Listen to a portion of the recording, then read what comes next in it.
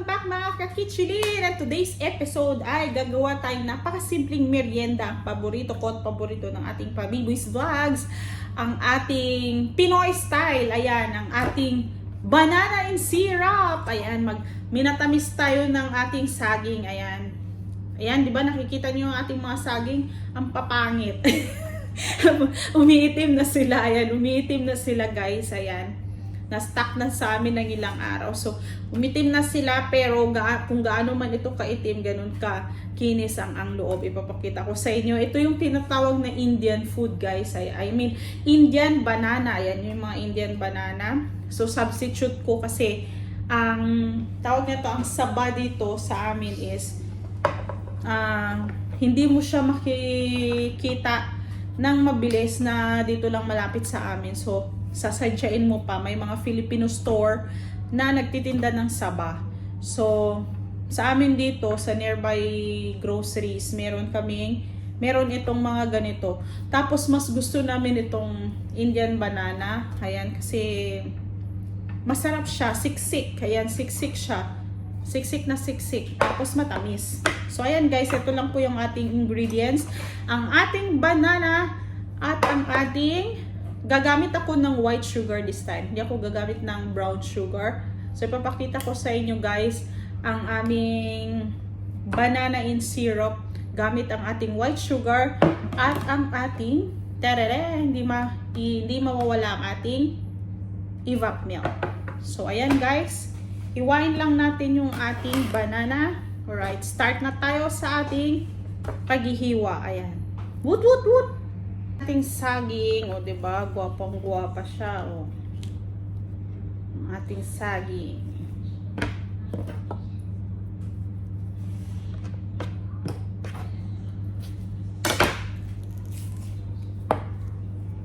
So, balatan nyo lang to. O diba? Ang kinis. Oh, ang kinis ng ating saging.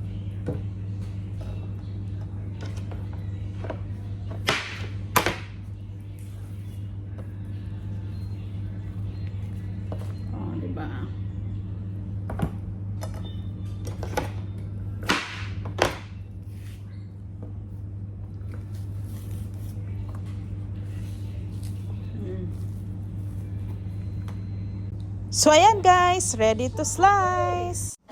So, ayan, hihiwain lang natin lahat according to your desired sizes na gusto nyo. At mag-start na tayong mag-caramelize pagkatapos na to. Ayan, so ready na. So, ayan guys, nilagay ko lang yung ating sugar sa ating wok. Tapos, start po na siyang caramelize hanggang sa medyo mag-light brown.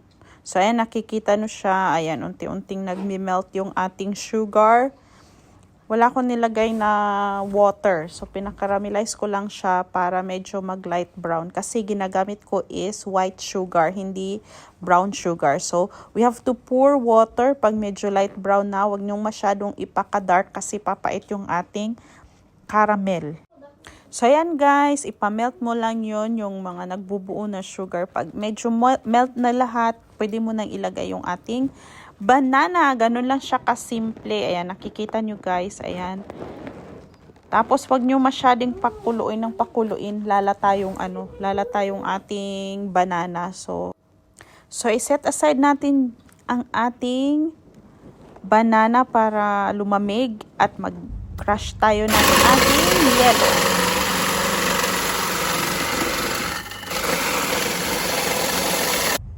So, ito na yung ating yellow. Ready na guys. So, ready na yung ating banana. So, i-add lang yung ating crushed ice. So, ayan na guys. It's up to you kung gaano kadami yung yellow na ilalagay nyo. Kung gusto nyo medyo malamig na malamig. So, it's up to you. It's your choice. So, ayan. Pagkatapos nyan, lagyan natin we have to pour with milk.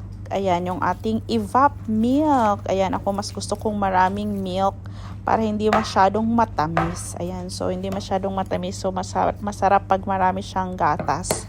So, ayan na yung ating banana con yellow. So, eto na guys.